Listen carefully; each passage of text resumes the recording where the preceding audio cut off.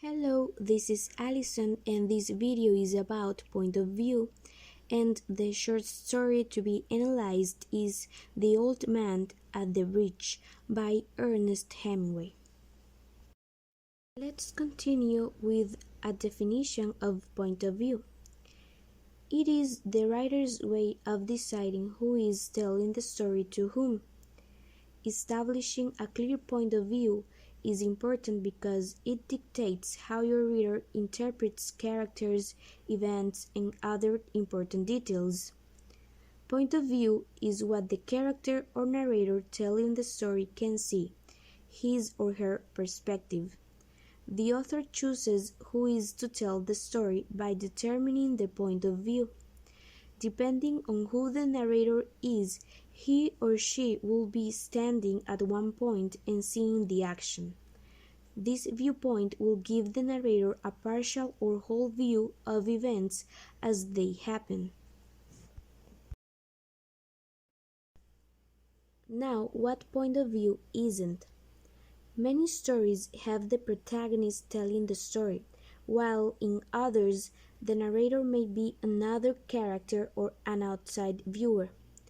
A narrator who is not in the story at all. The narrator should not be confused with the author, who is the writer of the story and whose opinions may not be those written into the narrative. There are three kinds of point of view: first person, second person, and third person. In first person point of view, the reader accesses the story through one person. It's like reading the main character's diary. You will notice pronouns like I, me, my, we, us, or our in first person writing.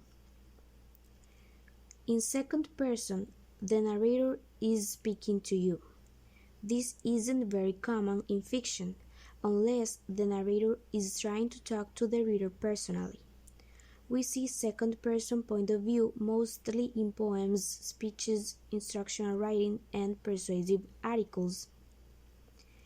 With third-person point of view, the narrator is describing what's seen, but as a spectator. If the narrator is a character in the story, then we are reading what he or she observes as the story unfolds. This narrator has three possible perspectives. The first one, limited third person.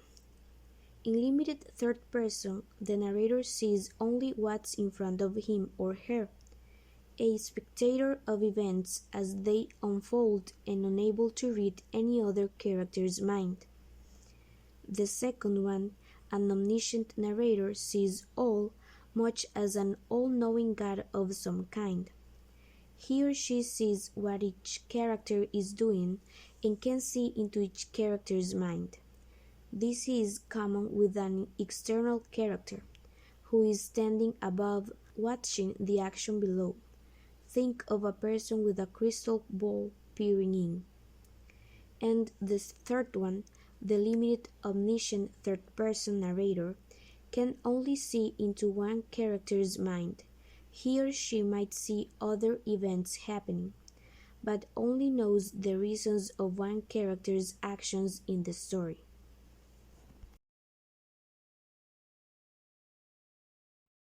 But what is the difference between third-person omniscient and third-person limited? The omniscient narrator knows everything about the story and its characters. This third-person narrator can enter anyone's mind, move freely through time, and give the reader their own opinions and observations, as well as those of the characters. This narrator also knows more than the characters. Think of the omniscient narrator as having a supposed God's eye view of the characters. For example, he had been infected with the virus, but he didn't know it yet. In the case of the third-person limited point of view, often called a close third, is when an author sticks closely to one character but remains in the third person.